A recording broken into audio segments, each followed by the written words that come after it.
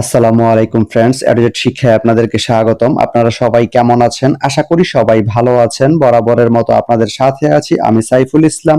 চলে এসেছি নতুন একটি ভিডিও নিয়ে।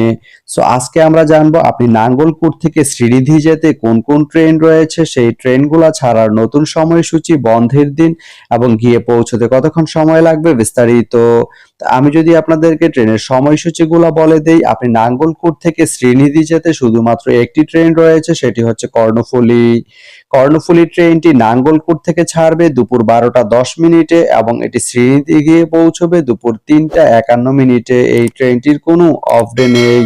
তো আপনি নাঙ্গলকোট থেকে শ্রীনিধি যেতে এই কর্ণফুলী ট্রেনটি ব্যবহার করতে পারেন। তো ভিডিওটি কেমন লাগলো অবশ্যই কমেন্ট করে জানাবেন।